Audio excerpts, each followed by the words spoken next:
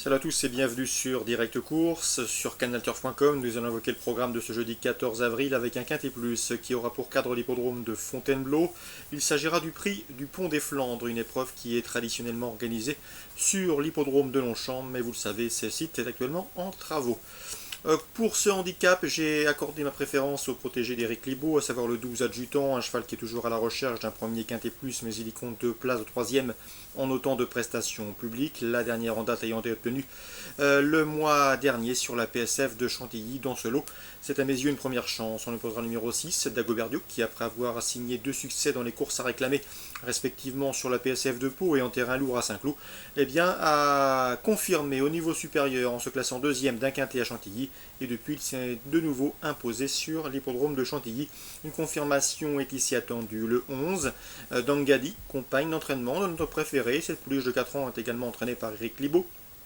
Sachez qu'il ne faut pas la juger sur sa course de rentrée à Compiègne. Non seulement, comme je vous le disais, il s'agissait d'une course de remise en route, d'une reprise de contact avec la compétition sur une distance trop courte pour ses aptitudes. Elle retrouve ici un parcours de longue haleine avec des prétentions, d'autant qu'elle avait gagné un handicap à Saint-Cloud sur 3000 mètres. Le numéro 8, Santeliana, qui n'a pas gagné depuis l'été 2014. Cela dit, elle a des titres à faire valoir en pareille société, troisième d'un quintet plus, notamment le prix de l'Oise à Compiègne, devant 3 de ses rivaux du jour.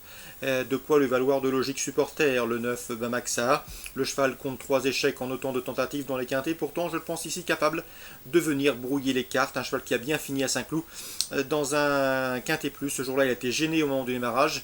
Il a tardé à trouver sa cadence avant de bien conclure. Je le pense de surcroît bien situé au poids. Le 5, c'est Fontvieille. Fontvieille, c'est 6 places en 14 quintets courus. C'est également une tenue à toute épreuve, donc une place est dans ses cordes. Le numéro 2, Agace, qui dans le prix de l'Oise pour sa rentrée n'a pas démérité. À mon avis, il devrait courir en amélioration. Le terrain souple ne lui pose aucun problème. J'ai également retenu le numéro 3, Ball Lightning, troisième atout de Éric Libaud, départ de ce handicap. Le cheval est confirmé dans les tournois de ce genre. Il compte déjà une victoire et 3 places en 10 quintés courus. Le bémol le concernant, c'est que je le juge plus performant sur le bon terrain, voire sur le sable. Résumé chiffré, 12, 6, 11...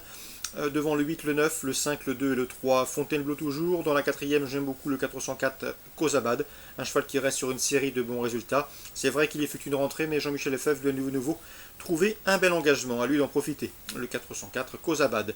Réunion de Borelli. Dans la première, je vous conseille le 101 Jarry qui revient sur les haies avec une belle chance de succès. L'opposition est dans ses cordes.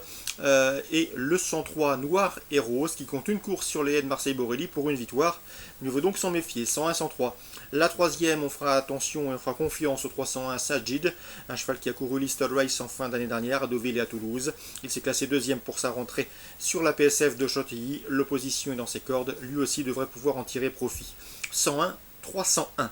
On passe maintenant au Mans, réunion 3 au Mans. J'ai pu m'entretenir avec Thierry Aline, l'interview sera disponible sur canalturf.com. Il présente le 607 Céleste de Sage. Il est confiant, la pouliche vient de s'imposer plaisamment à Chartres. Ce jour-là, Gabriel Chilomini était très satisfait. Il a confié à Thierry Aline qu'il pouvait tenter l'aventure en région parisienne. Avec cette pouliche, on en attend une confirmation. Elle sera de nouveau déférée les 4 pieds. Elle a gardé sa pleine forme. Et j'ai senti un Thierry Aline relativement optimiste pour terminer sur le podium. On lui posera le 611 Cézanne Brasil, qui a terminé dans son sillage à Chartres, qui a depuis confirmé à Vincennes. Et le 613 également, c'est Karl Alof qui devra afficher des progrès sur sa course de rentrée à Caen. Le 601 dans cette épreuve peut également venir brouiller les cartes après avoir gagné plaisamment récemment à La Rochelle. 607, 611, 613, éventuellement le 601. Dans la huitième, toujours au Mans, j'aime beaucoup le 811 Black Diamond. Black Diamond qui vient d'effectuer sa course de rentrée sur l'hippodrome de Laval. Il a été arrêté au mois de septembre et a couru début avril à Laval. Il devra afficher des progrès sur cette reprise de contact. Sachez également qu'il sera déféré les 4 pieds, contrairement à sa dernière sortie. Il était d'ailleurs déféré les 4 pieds lorsqu'il avait gagné courant septembre à Vincennes. Le 11 septembre pour être précis. 811 Black Diamond. Déféré des 4, c'est un cheval qu'il faut suivre. Concernant l'Assois, Réunion 4, Lyon-Lassois, Pascal Montulé, avec lequel j'ai également eu le plaisir de converser, est très confiant avec le 614 B7. La jument reste sur une série de bons résultats, c'est une course visée, un bel engagement, elle sera déférée des 4 pieds contrairement à sa dernière sortie. Sachez également qu'elle vient de terminer deuxième sur l'hippodrome de Caen le 18 mars. Ici, tous les feux sont au vert. Pascal Montulet qui entend bien faire gagner pour la première fois son fils avec ce 614 B7. Le 609 conduira l'opposition, c'est Baraka Doel, jument délicate, mais qui, à mon avis, en classe pure, n'a rien à envier à ses rivales du jour. Ce sera surtout une affaire de sagesse concernant cette protégée de Jean-Paul Marmion. Donc 614 et 609. Petit mot également sur la 7ème, le 708 ou 6, j'ai un doute. En tout cas, c'est Delphes Ludoise. Stéphane Bourlier m'en avait dit du bien lorsqu'elle avait débuté et bien débuté à Bordeaux. Elle s'est ensuite classée 6e à Lisieux. À mon avis, le lot est dans ses cordes. Je vous conseille donc dans la 7ème Delphes Ludoise associée au 701, une protégée de Yannick Alain-Briand qui est à l'évidence perfectible.